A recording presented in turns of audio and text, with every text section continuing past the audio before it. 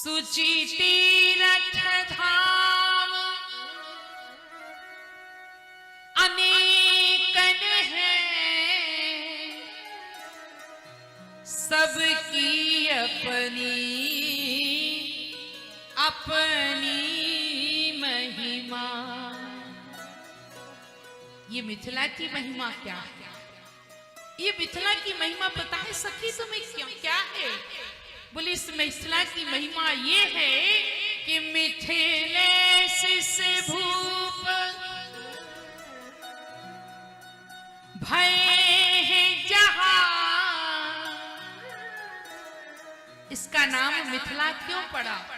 क्योंकि यहाँ के राजा मिथिलेश हैं, यहाँ के राजा जनक हैं। वो जनक जिनके पास ज्ञानार्जन करने के लिए बड़े बड़े महात्मा, अलमात्मा, साधु, सन्यासी, अरण्यवासी, वीतरागी, त्यागी, बैरागी, ऋषि मुनि ज्ञानार्जन करने के लिए आते हैं। ये वो मिथिलेश हैं। कहा कि मिथिलेश से भूप भय है जहां, तो मिथिला की सब भांति महिमा महान है। अरे सखी, ये मिथिला की महिमा इसलिए महान है कि यहाँ के राजा मिथिलेश हैं। एक सखी बोली, अरे बाबरी तुझे पता नहीं ये मिथिला की महिमा नहीं है। इसलिए मिथिला की महिमा नहीं है कि राजा मिथिलेश हैं। उसने कहा ना तो मिथिलेश की महिमा है और ना मिथिला की महिमा है, तो सखी महिमा किसकी है? बोले महिमा मिथिला की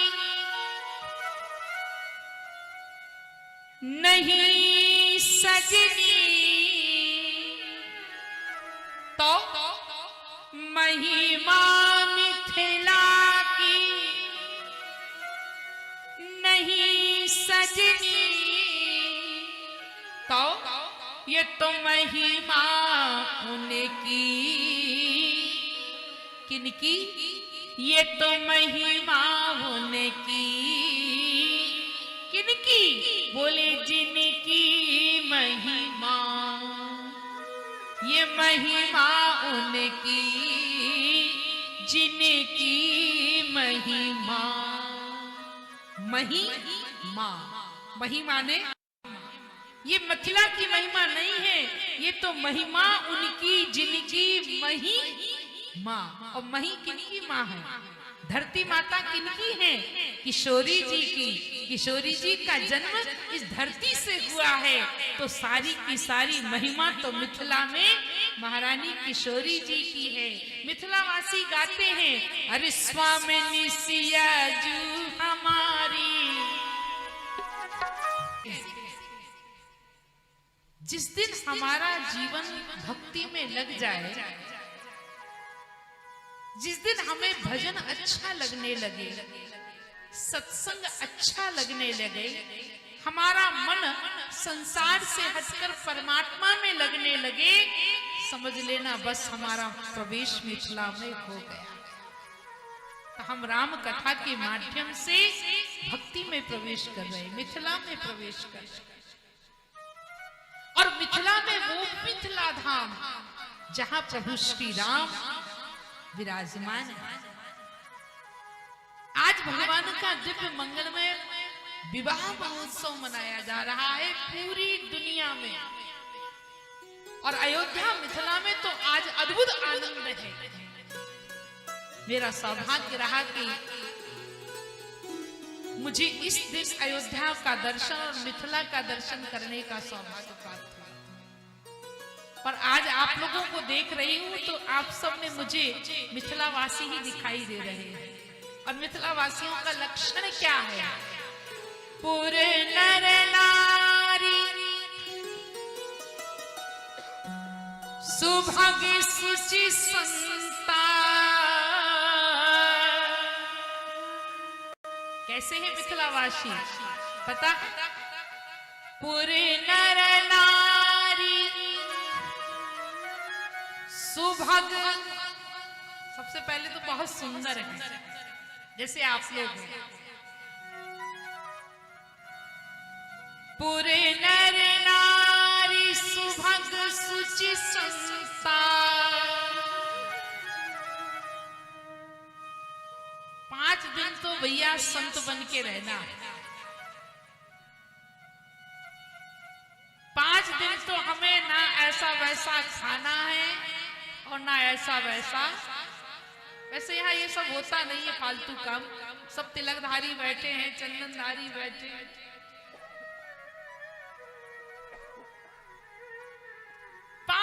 तो संत बनना।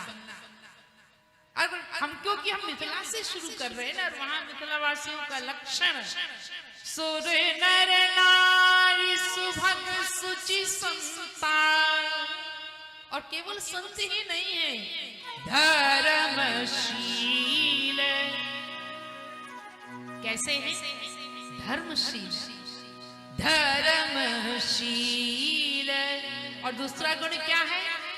ज्ञानी गुणवंता। कैसे है? ज्ञानी है, धर्मशील है और गुणवंत है। ये लक्षण किसका है? ये मिथिलावासियों का लक्षण। और जहां ये लक्षण आ जाए तो वहां भगवान को बुलाने की जरूरत नहीं है, आमंत्रण निमंत्रण की आवश्यकता नहीं है। वहां तो भगवान बिना बुलाए ही पहुंच जाते हैं। बताइए, राम जी के पास कोई निमंत्रण गया था? कोई आमंत्रण गया, कोई दूत गया, कोई पत्रिका गई? जब भक्ति जीवन में आ जाए तो भगवान बिना बुलाए आपके पास पहुंच जाते। और इतना ही नहीं, पहुंचते ही नहीं है, बल्कि भक्ति का वर्ण कर लेते हैं। वर्ण करना माने आपको